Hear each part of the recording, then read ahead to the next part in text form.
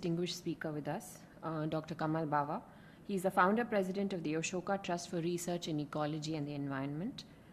Currently a professor emeritus at of biology at the University of Massachusetts in Boston.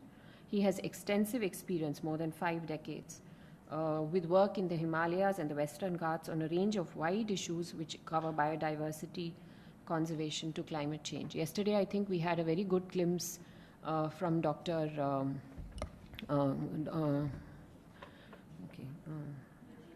Regine's lecture on how biodiversity conservation is really assisting in farmer rights and how they are involved. In the present session, Dr. Bawa will be talking about how agrobiodiversity and our natural heritage is very important for us, and he will be honoring the legacy of Dr. M.S.Swaminathan. Professor Bawa, please.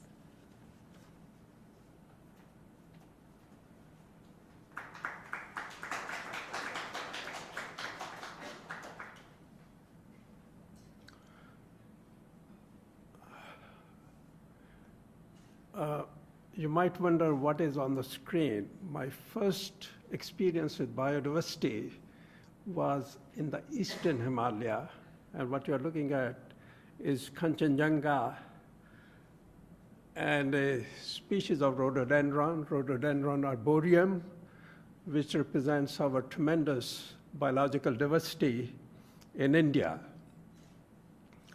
So good morning, Dr. Swaminathan, distinguished guests, and esteemed colleagues.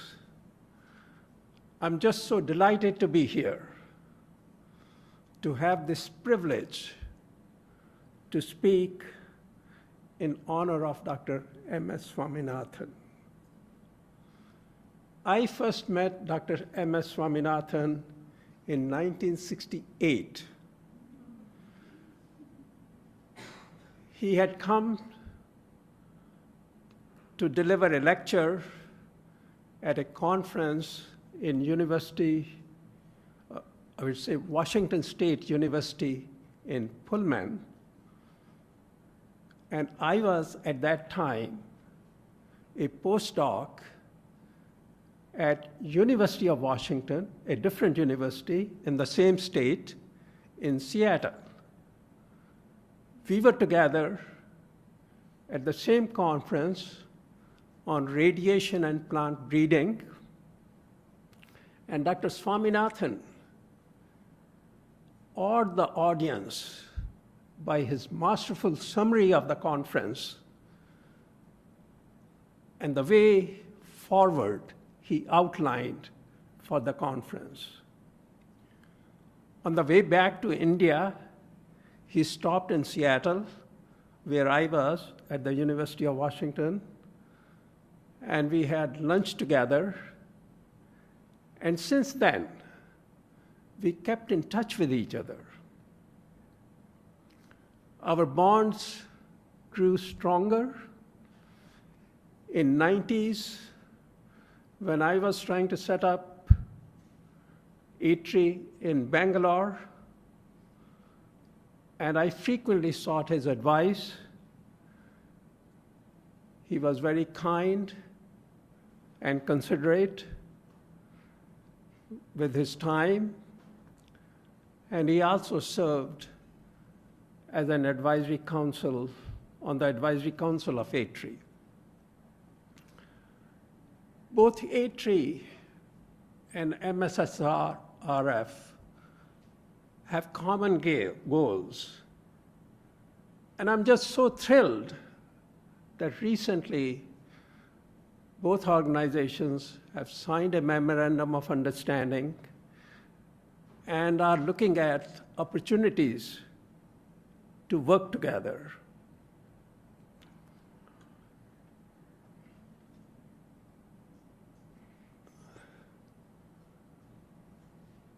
I met Dr. M.S.Swaminathan last time in this conference on agrobiodiversity in, I think, 2019 or 2018. It was held in Delhi. And as we all know, Dr. Swaminathan was greatly concerned about the loss of agrobiodiversity, not only about the loss of agrobiodiversity, but also the loss of biodiversity overall. And I remember when I hosted him in Boston for a week or so in early 2000s, he was very keen to meet E.O. Wilson, who many of you know is one of the most prominent names in biodiversity. And I invited Dr. E.O. Wilson to join me and Dr. Swaminathan for dinner at my home, hosted by my wife, who is sitting there. And Dr. Wilson, who is a very difficult person to reach, wrote to me immediately when I extended the invitation, "Oh, I'm so eager to meet Dr. M.S.Swaminathan. I've heard so much about him. And of course, I look forward to being with you for the dinner." And we often talked about that dinner and our discussions about biodiversity. So what I'm going to do today is talk about agrobiodiversity, which was very dear to Dr. Swaminathan's heart. But I'm going to talk about agrobiodiversity in the context of overall biodiversity, our natural heritage, which I believe, and I will show, is disappearing very, very rapidly. And then I will briefly discuss the pathways to conserve and restore our natural heritage based on our experiences at A3, based on your experiences at MSSRF. Because as I said, both organizations have very similar goals and very similar approaches. So in a way, what I'm going to tell you is not something new, but I think it's always good to remind ourselves of the pressing challenges we face and what might be the solutions to meet those challenges. And I will end with some concluding remarks. Now, agrobiodiversity is a term very widely used, and people often mean different things when they talk about agrobiodiversity. For me, agrobiodiversity exists at 5 different levels.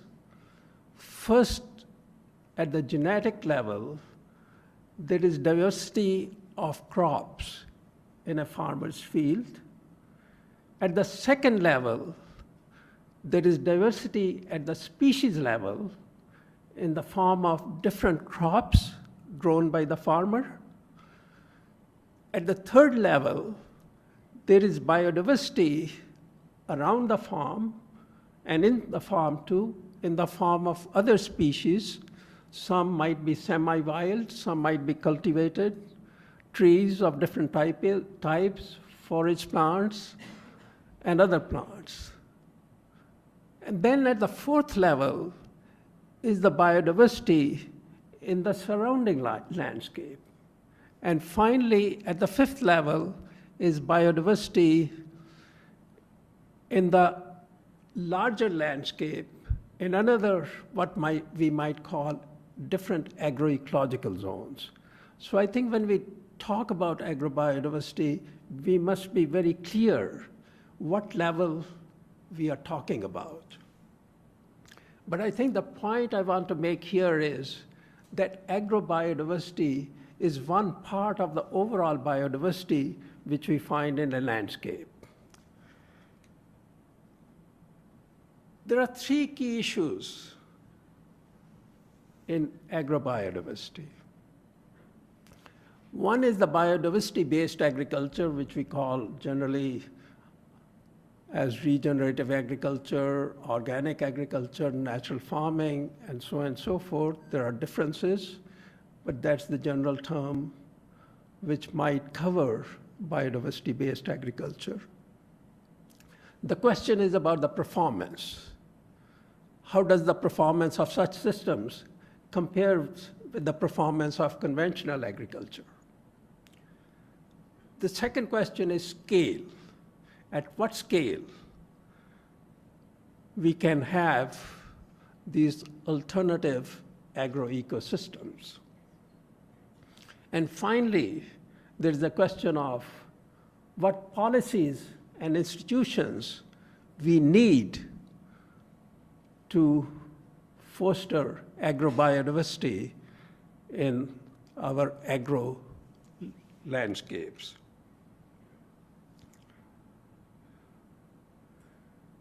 In terms of the performance, let me share with you our experiences in Darjeeling Hills. These are small villages in a forested landscape, where we have worked in 20 villages, each with 30 to 50 households, and tried to enhance biodiversity in these agroecosystems. And our experience is that there is an increase in income ranging from 0 to 200%,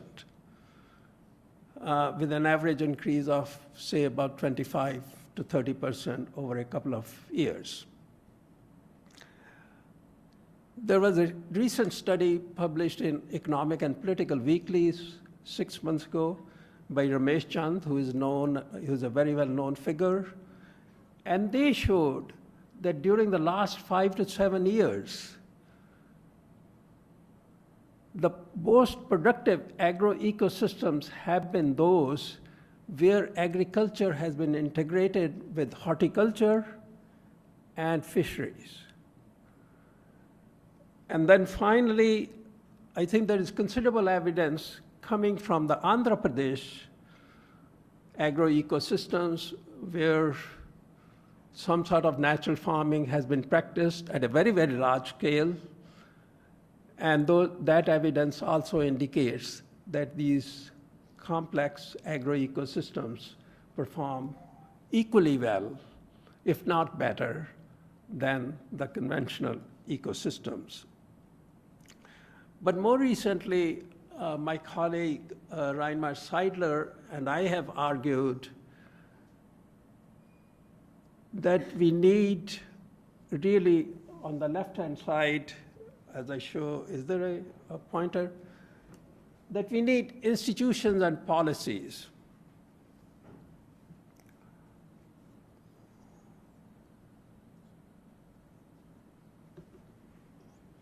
We need institutions and policies that will allow integration of agriculture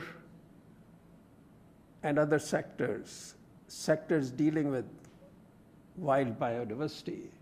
In other words, we need a landscape approach, and landscapes are used for a wide variety of purposes. Their use is regulated by multiple agencies, and we need integration. And a critical thing is we need controlled field trials between the more biodiverse, comparing the performance of biodiverse agroecosystems and conventional agroecosystems. I mentioned here digital platforms too. I'll come back to that a little later, so that ultimately we can integrate rural livelihoods with protection of biodiversity and climate change mitigation and adaptation in the form of carbon sequestration. This is an illustration from a paper we published in 2023. We have another paper coming out on agrobiodiversity and yet another one on climate change as well.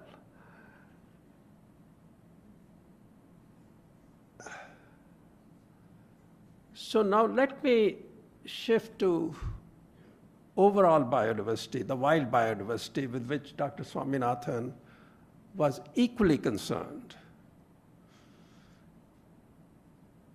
I think we all know that India is a megadiverse country, one of the 17 most megadiverse countries. There are 4 global hotspots of biodiversity, and India is also one of Wavilov's 8 international centers of crop diversity. Now, these figures might surprise some people, but maybe not others. Why am I stuck? Can I move to the next slide? Oh, okay, got it. I want to cite 3 sources that indicate that we are not in a very good condition as far as our biodiversity is concerned. One is, many of you have read probably recently many reports about the Forest Survey of India's most recent report that indicates that we are losing wild biodiversity, although they have put their findings in other terms. But when you just look at the natural forests, there is a loss of natural forests. There was a recent international report, and I came to know about this report just day before yesterday. And I don't know whether any of you have seen this. I was stunned. India has the 2nd highest rate of deforestation, next only to Brazil. And these are independent estimates. And finally, India's ranking in terms of biodiversity conservation, efforts to conserve biodiversity, is 176 out of about 190 countries.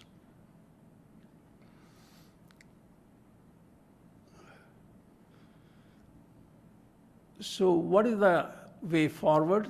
This is the 3rd topic I wanted to discuss with you, and I will only share with you our experiences at A-Tree. And for those of you who don't know about A-Tree, A-Tree's mission is to enhance India's natural capital for the benefit of its 1.4 billion people who are experiencing very rapid economic growth and who are also facing declining biodiversity. Our institutional model is unique. We have 3 centers dealing with knowledge, policy, and action, and our goal is to integrate knowledge, policy, and action, which probably is quite familiar to you here at the foundation, as you are trying to do the same thing. And these are our 4 core areas. I don't know whether you can read in the back rows or not. Basically, conservation, restoration, and livelihoods, and that is in the context of all these areas, in the context of climate mitigation and climate adaptation, which is a cross-cutting theme. Much of the action work is undertaken at 5 of our community conservation centers, as well as other sites in India, many other sites, where we have many graduate students working and other people working.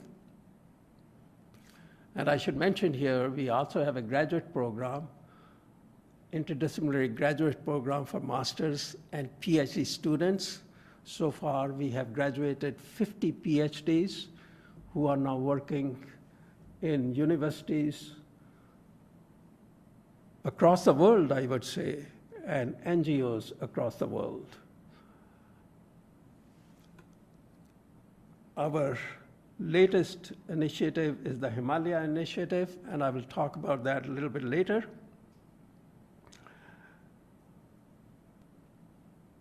but I wanted to mention here first the National Mission on Biodiversity and Human Well-Being.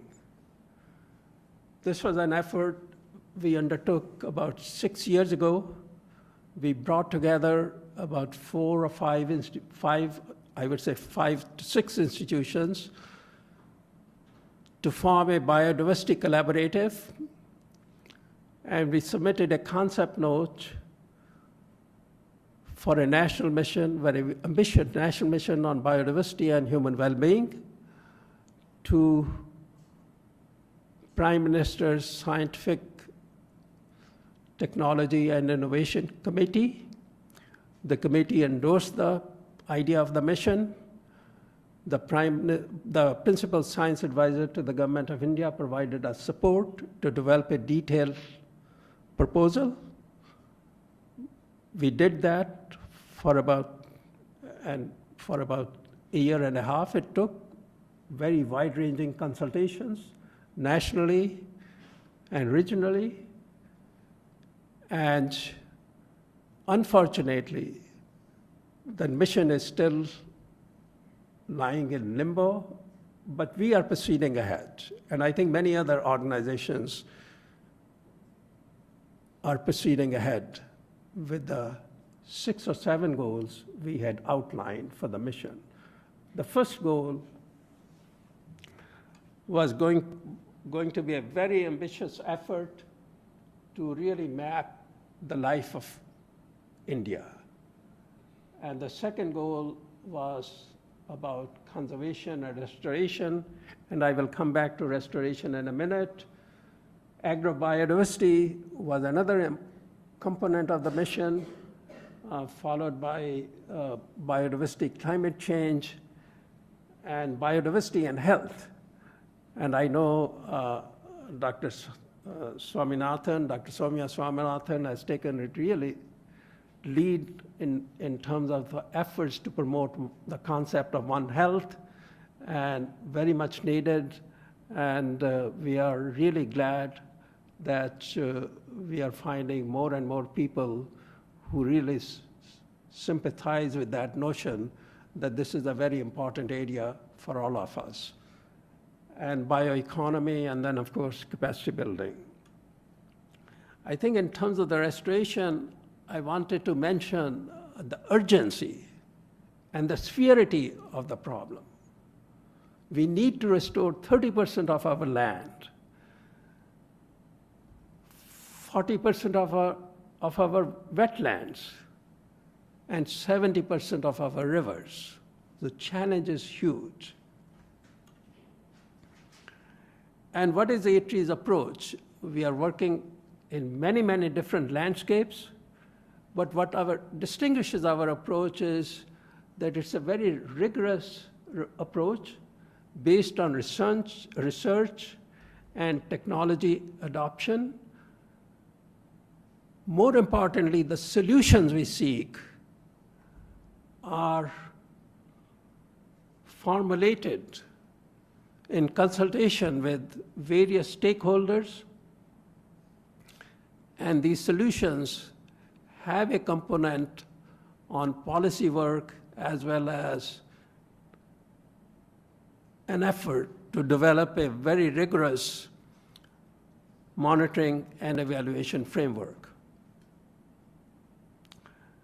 Just let me highlight one aspect of that work, and that is of Dr. Sharad Lele's work on forest rights in central India, where his team has developed a WebGIS-based app that is helping forest dwellers demarcate their area over which they have claim. And working with the district administration, so far, Sharad Lele's team has been able to secure rights over 55,000 hectares of land spread over 56 villages. And this work continues and is going to be expanded very, very soon. And in the process, They have also trained, the team has also trained more than 300 staff members from the local civic bodies and including both the government as well as the non-government sector, helping farmers define claims to their land, how to proceed about then having that claim legitimized in form of tenure over that land.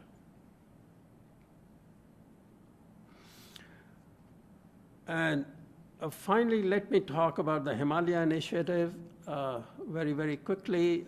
As many of you know, Himalaya has 2 of the 36 biodiversity hotspots of the world. More importantly, for India, Himalayas have 2/3 of India's biodiversity. About 30% of India's forests. And of course, we all have heard about the third pole being the largest reservoir of ice outside the 2 poles. And many of you are familiar with the term water tower. And the fact that 63%, I don't know how somebody came with the figure 63% and not 64%, but anyway, a lot of water there. And of course, in terms of the ethnic and cultural diversity, few areas in the world match what we find in the Eastern Himalayas. And of course, the region faces huge problems. Pronounced climate change, we all know about that. Intense biodiversity loss. The northeastern states has some of the highest deforestation rates in the country. There is a rampant degradation of habitats and landscapes. And we also know in terms of the institutions and human resources, the region is very much constrained. And finally, there are inadequate policies for conservation and management of natural resources. So what are the main components of our program? To assess, monitor, and conserve biodiversity. This is a 10-year program. At the end of the 10-year, we are going to have measurable parameters in terms of how far we have succeeded along all these 4 or 5 core areas. Restoration is a major component of the program. And diversification of rural livelihoods and their integration with the management of natural resources. And develop digital knowledge commons, and I'll come back to that in a minute. And create conditions for policies that accord primacy to biodiversity and climate change mitigation in every government and civil society program. And let me spend a minute or so on the digital knowledge concept. What you have in the center is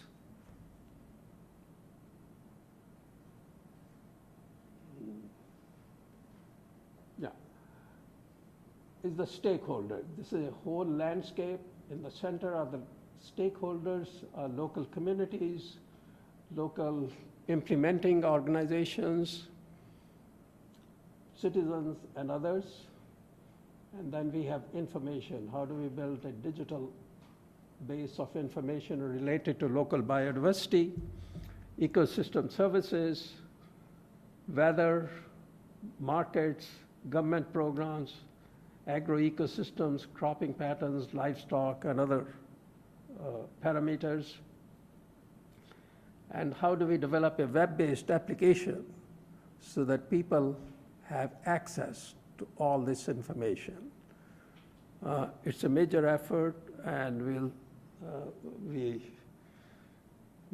hope that we will be able to tell you the progress we are making in a year or so.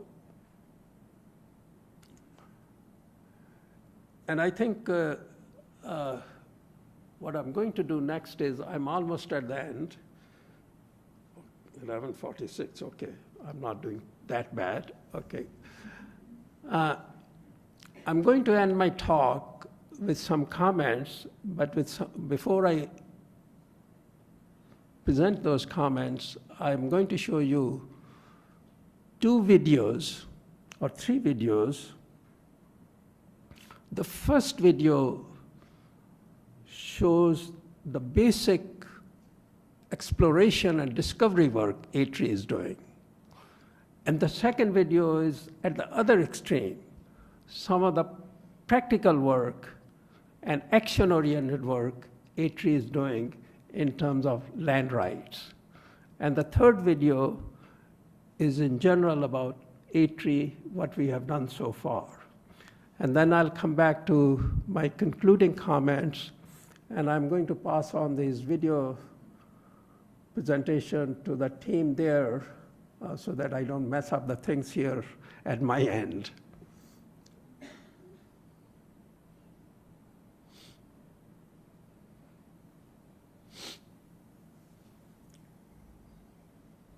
Sound?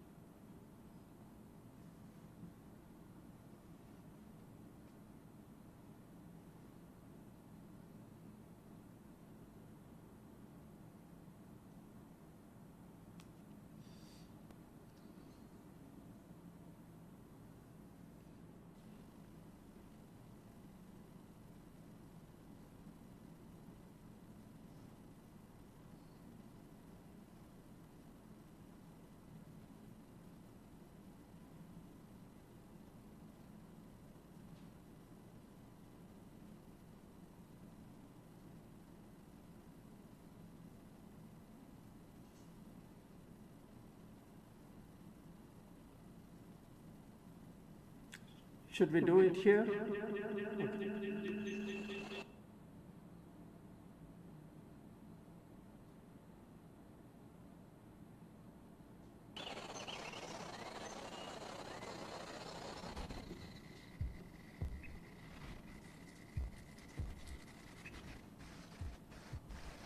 The word sea, the name of this river itself means the heart of water. I don't think it's coming out.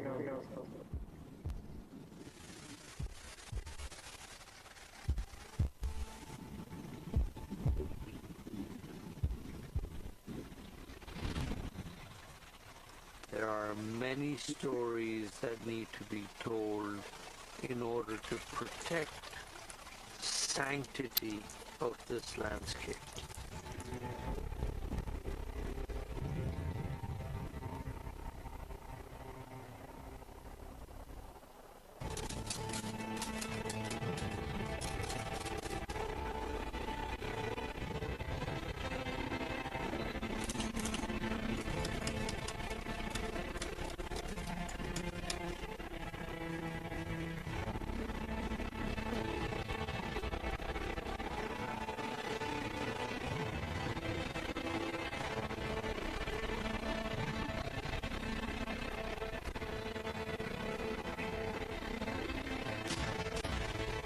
Did you see that?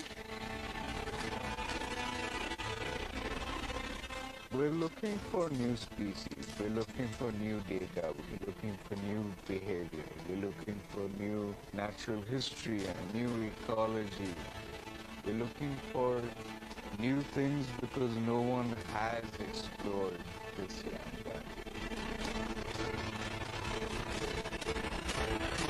Look at that! That's a monocle cobra.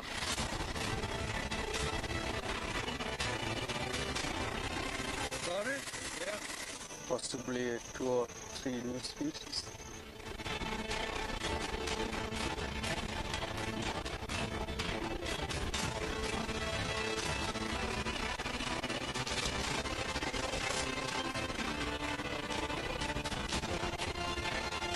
This area could received recognition in terms of its biodiversity, which I'm really hoping it does.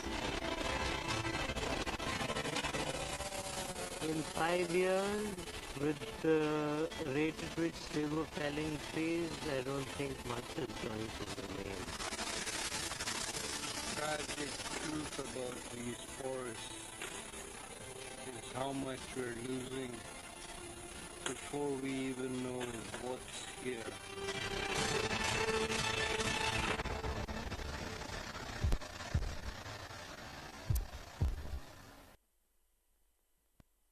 The sound, it's very, very slow. Let's run the next one, and then maybe we'll stop there.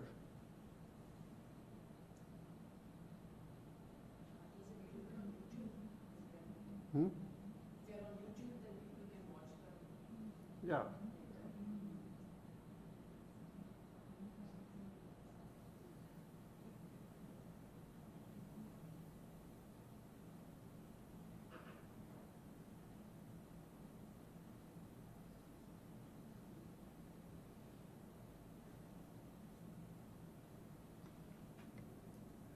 I think let's leave it.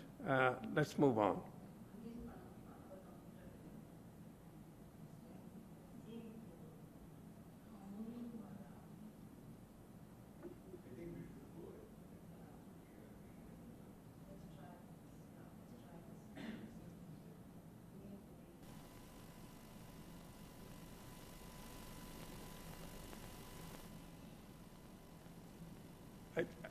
I think let's leave it.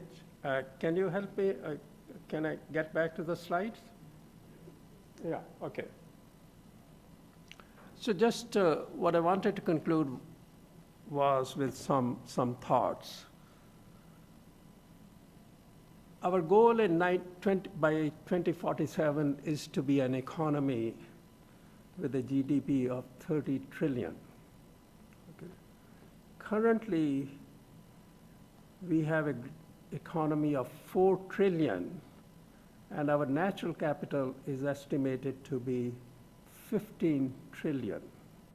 Okay. 15 trillion natural capital barely sustains a $4 trillion economy. And this is my figure. It's an estimate. We are losing approximately 0.7% of our natural capital every year, or about $105 billion of natural capital. Now, to achieve the 2047 goal, and some people have, I think the Boston Consulting Group have estimated, India would need a natural capital of $40 trillion. So this is the challenge. In a few years' time, we are going to be down to probably 12, 13 trillion dollars of natural capital, and it has to be 40 trillion over a 20-year period. So the goal of 30 trillion economy by 2047 is not going to be achieved if we don't take care of our natural capital. I think we clearly need a sector integration. We all need to sit together and see how we integrate, particularly our food systems and natural capital. How we foster more interdisciplinary work, the type of work that is going on here at this institution, and integrate with action. And then finally, I think we need fundamental changes in policies and institutions. Really very, very basic changes ranging from the top national level institutions at other level. And I think I'll leave you with this thought. Many of you might be familiar with that. If conservation of natural resources goes wrong, nothing else will go right. I think we have to keep that in mind. If we truly want to honor the legacy of the man we loved and admired, Dr. M.S. Swaminathan. Thank you.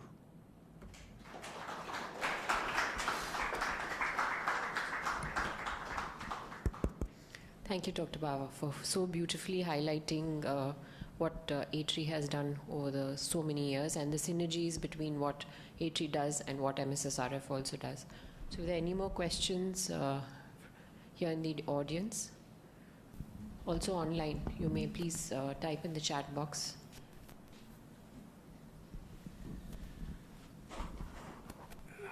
Very inspiring speech, sir. Actually, I have one small question. There was one white color chilies in our village about 40 years ago. White color chilies. So now, when I went last time, I found that there is that it has disappeared, and then I could not find it.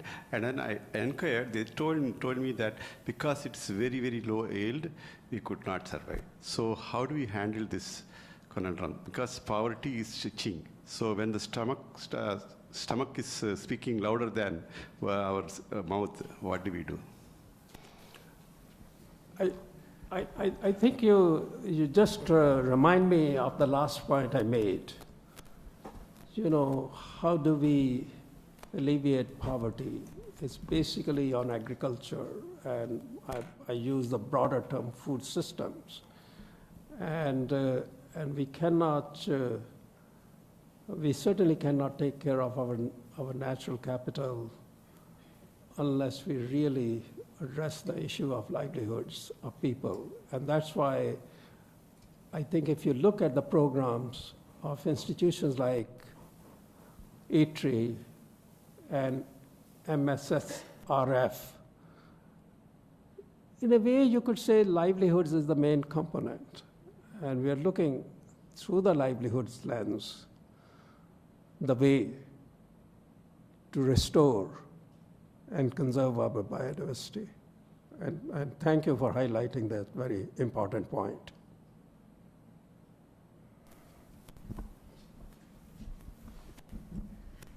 Thank you very much for a very inspirational speech, and you put up so many important issues. I would like to just come back to one of them, the fundamental changes in policies and institutions. It's a challenging one, and how can we go about it? We are talking about transformative change, game change, but what could be an approach to starting this change? How can we approach it? Do you have any indications? Thank you. I think that's a really, really good point. And let me mention 2 or 3 things. One is collaboration. I think collaboration, I would say, among the institutions, among the civil society organizations. And that collaboration is growing, but we are not there yet. We are not even close, because it's a huge task on the part of one institution. And why I say institution in the civil society sector, because when I look at the environmental work in India, meaningful work is being done by just a handful of civil society organizations. I don't think I can single out any government institutions that is doing this type of work which is needed. By this type of work, integration of knowledge, policy, and action. So I think that is the key. We have to change in a very, very fundamental manner the way we work in the field. It's also a responsibility of the individual scientists And we have to ask the question, what we are doing is really going to transform the lives of people I think you referred to. And it's a huge challenge. Sometimes I say I'm lucky one in the sense I started talking about these issues after I have gotten tenure and all that. But I think there was some interest right from the beginning too, at least on my part, to handle these things. And I think institutions have to examine every day where we are going, and I think that is happening more and more. So I remain optimistic. The challenge is huge. And one of my points about the agrobiodiversity was at the institution level, unless, and I will say that I hope with, let me say with some hesitation, because you have to be very careful. In terms of the agrobiodiversity we are talking about, or the sector integration, unless the institution like ICAR and Department of Forest and Environment come together, I don't think anything is going to happen. The Department of Water Resources, in terms of restoration in open natural ecosystems, where we have a program, ATRI has a program, we found there are 28 government departments that are relevant to policies and what happens on land. And now it is clearly beyond one institution, so we need broader coalitions of organizations to tackle these issues, one by one.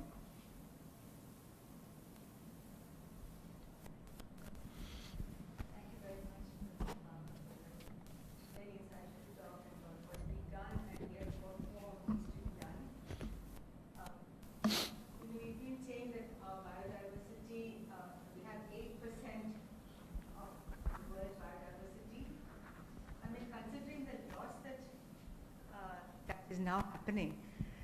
Is it now time to revise that? Do you think that we cannot claim 8% any longer, or do you think we still have that? Well, first of all, good to see you again. And I think you are right. This is the question I was asking myself the other day when I put the figure of, I think it was 14 or 15 trillion dollar natural capital, that is based on 8%. To what extent that is true? It's not. And it's amazing, it's amazing that we monitor our assets on a minute by minute basis.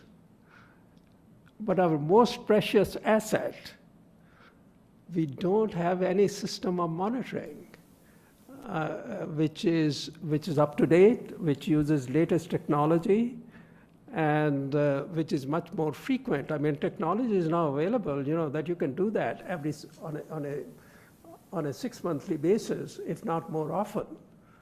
And the system of monitoring we have is a closed one, and as many people have pointed out, it's not scientific.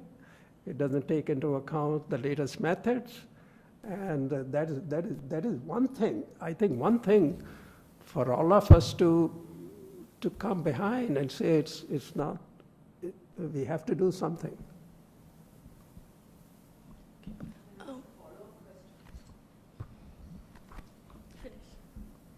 So just a quick follow-up question to that. The awareness that natural capital contributes so much to our economy, I don't think is very well recognized by either common people, by politicians, or even by scientists and researchers generally. And so I think there's a real need, and I would be interested to, because we talk only about GDP now. The discourse, the public discourse is purely about GDP. Right. And the fact that natural capital contributes to GDP, and actually that we're we are going to in the future lose more and more of our GDP if we don't protect our natural capital has to be much more recognized. And what do you think organizations like ourselves can do to increase that awareness? Yes, I think one of the problems is why people are unable to come together is that we get tied up in these ideological issues, whether to value nature or not, and we have to be practical, and there is no consistent effort. And I think you're absolutely right. I think we are increasingly talking about it, but there are, frankly, there are differences of opinion within a tree. But I think something for us to really discuss and come together on. And there are 4 or 5 issues of natural capital. How do we make policy people more aware of it? The issue of long-term monitoring and the central issues. How do we integrate basically our agricultural livelihoods and food systems with the whole thing, and then that will get more traction. So it has to be cast in those terms. My question, thank you again for a very interesting presentation. My question is actually closely linked to what Dr. Swami was asking, but it's slanting more towards media. So I was involved in a report which looked at how much media attention has been given to biodiversity vis-a-vis climate change, and obviously climate change is the more glamorous subject. So given that, from A3's experience, can you share how or what strategies you employ to get media's attention more towards writing on biodiversity?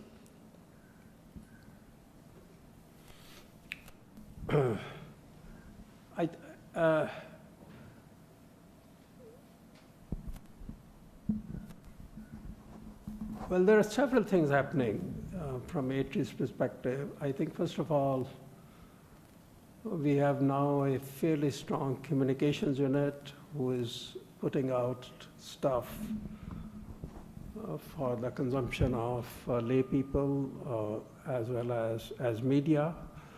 Secondly, I think the scientists within A3 are writing more and more for the general public. And third, I think you also have to do relevant work that will interest the media, and I think there is also push in that direction as well, how to become more and more relevant.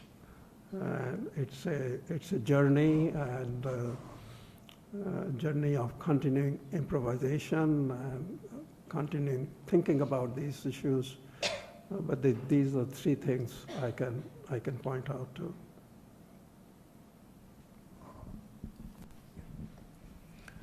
So your point, very well taken, how natural ecology contributes to economy. But in reality, ecology and economy are always pitted against each other, and development in discourse. But if not in India, anywhere else in the world, are you aware of any initiative where policy makers have come together to map the entire natural resource and then see how the other development and other initiatives could be taken without harming it and so on? Because that could still be a very good model for us to take. Yeah, I think,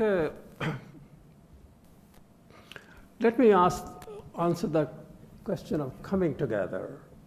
And I think, in the US, certainly, the policy-making arena, people come together. And maybe you could say,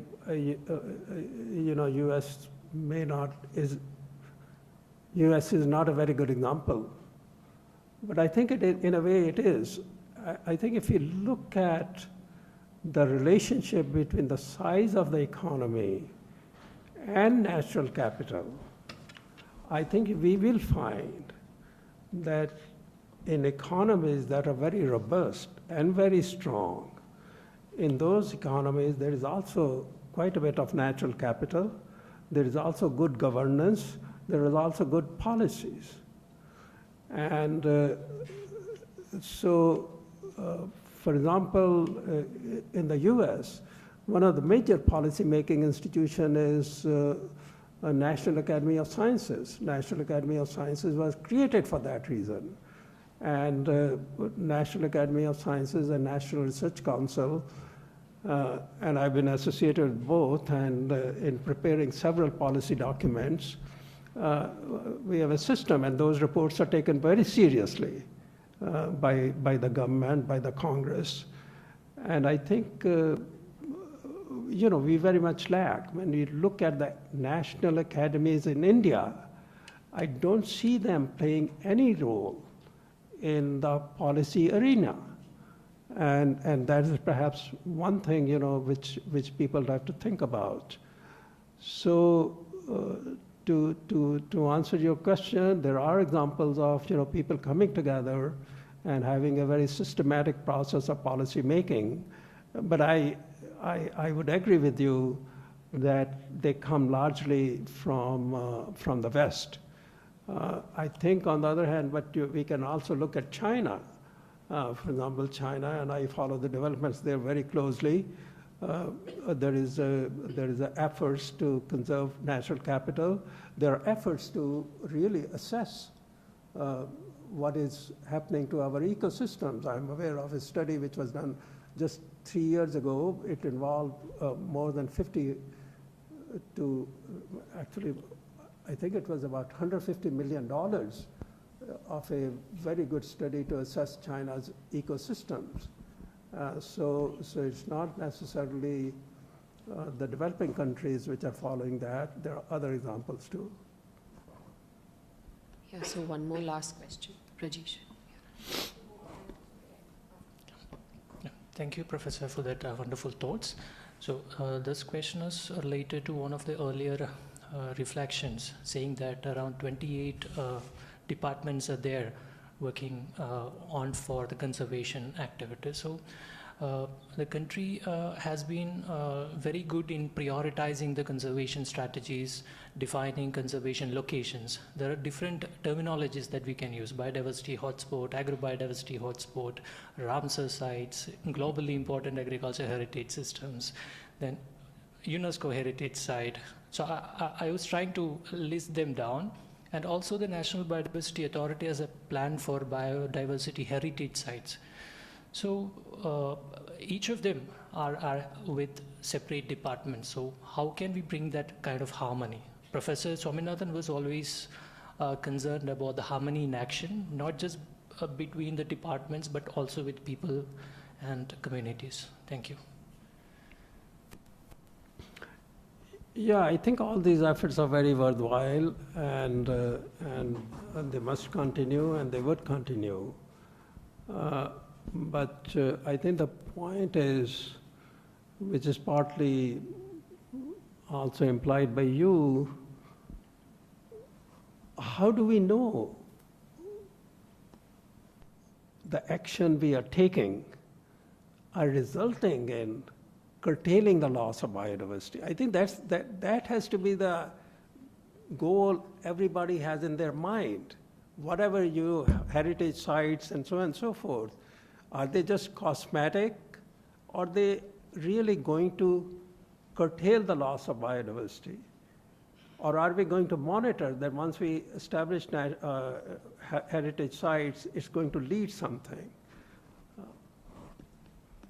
So there are two questions in the chat box. I think two of them relate to how they can get an opportunity to work at ATRI. Both are agricultural graduates. One is probably interested in entomology. So after that, I think there's a question by Dr. Suman Sahai. Maybe you can pose this yourself. Yeah. Dr. Suman Sahai? Yeah. Would you like to ask your question? Okay, I think she's not available. What she's put in the chat box is how do we incentivize biodiversity? And yeah, so how can we incentivize conservation of agrobiodiversity? That is her question. Dr. Suman Sahai. Let me answer the first question, which is easier question. I think many of these institutions, including ATRI, I think it was a question about ATRI, right? Yes, yes. Yeah, I think working opportunities. I think there are internship opportunities. Yes. There are all sorts of other opportunities which are listed on our website, and I will encourage people to look at that website. And the second question is, how do we incentivize? I think, as I mentioned, the central issue that remains before us is demonstration that agrobiodiversity-based agroecosystems are equally productive and one can even say more resilient than the conventional systems. Let me qualify that statement by saying, and I wanted to add in terms of the scale, India is a very vast country. At this time, there is no way that we can get away from conventional agriculture and meet our food requirements.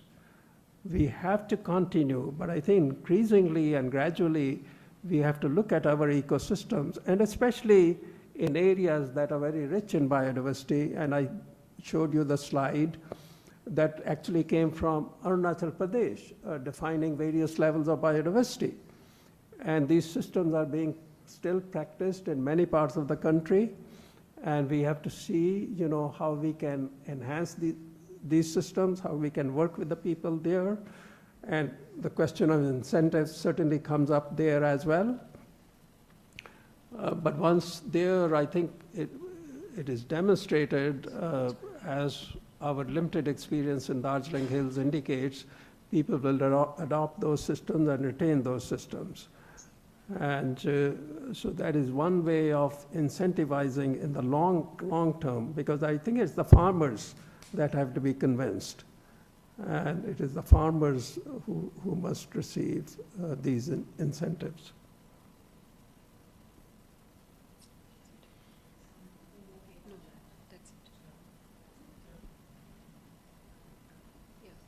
Yeah, we're done. Yeah, mostly, yes. So I think, are there any more questions?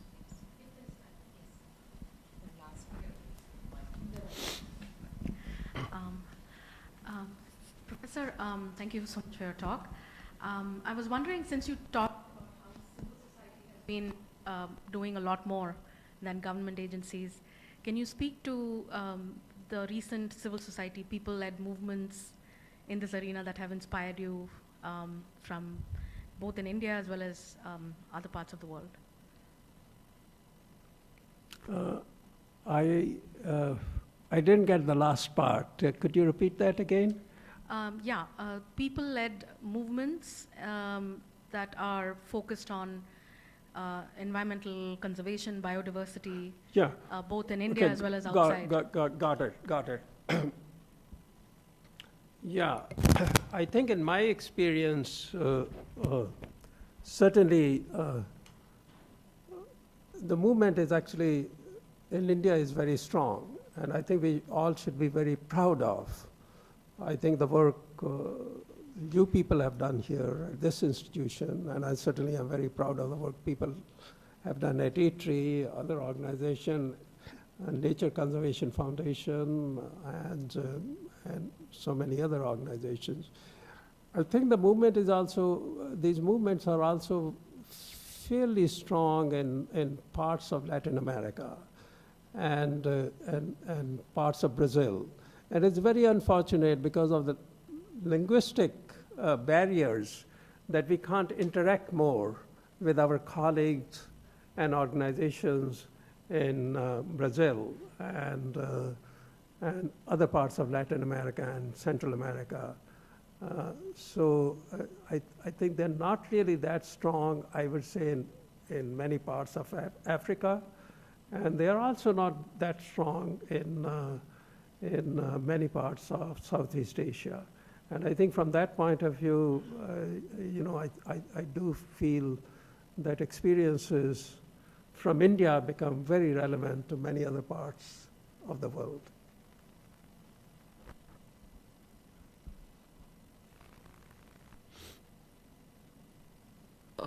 Maybe the last question here. In recent days, sensitivity towards agro-ecotourism spot is picking up. How can we scale up this concept as a sustainable livelihood source, and where can it be sourced up? So probably I think it's like ecotourism, agro-ecotourism, and is that a sustainable livelihood option?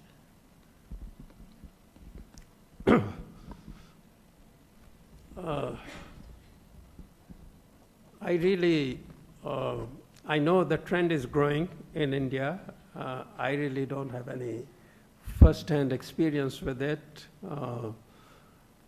but I think there are a lot of opportunities, especially with when you combine it with nature tourism, and as I said earlier, in many parts of the country where you have not only nature tourism, but also tremendous amount of biodiversity, not only in the wild, but also in the agro-ecosystems. So I think those would be the places where one could take a very, very comprehensive approach. And I just learned about this trend, I think only a few months ago, but certainly one of the areas to be pursued.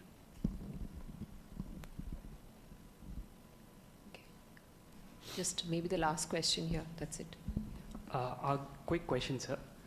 Could you just throw some lights on the topic about geospatial technology? How Petri has been showing to a layman person about the agrobiodiversity?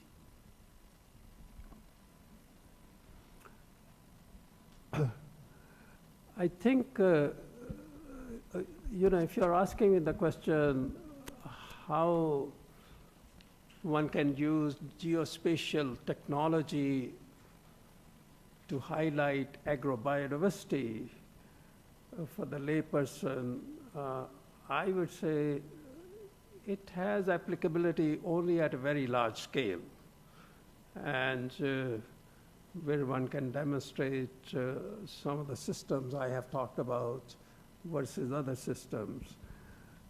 I think when we talk about agrobiodiversity, we generally talk about biodiversity at the first three levels, that is at the farm level, in terms of genetic diversity, different varieties, then different species, and then finally species that are grown around the farm.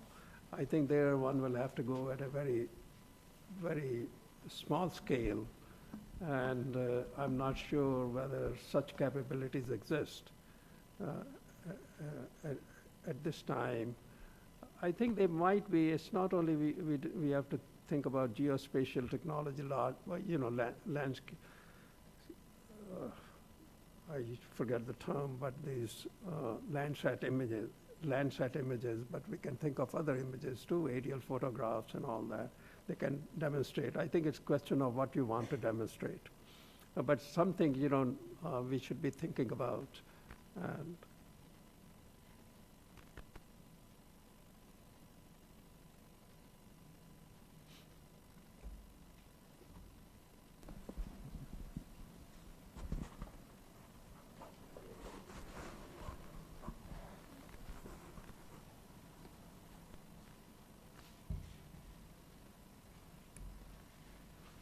So thank you very much, Professor Bawa. I'm sure all of you will agree that it's been a very, very inspiring and stimulating talk and discussion. And the way that Dr. Bawa was able to bring all the linkages, between wild and agrobiodiversity, and also lay out the challenges for us, I think gives us a lot of food for thought. And I hope that in the coming days that ATRI and MSSRF will be able to work much more closely together, because I think we have so many common priorities and value systems as well, that I think we would be very good partners, so that we would continue the friendship that you initiated with Professor Swaminathan from way back in 1969, as you mentioned, or 68, and continue that to address the contemporary challenges that we face today.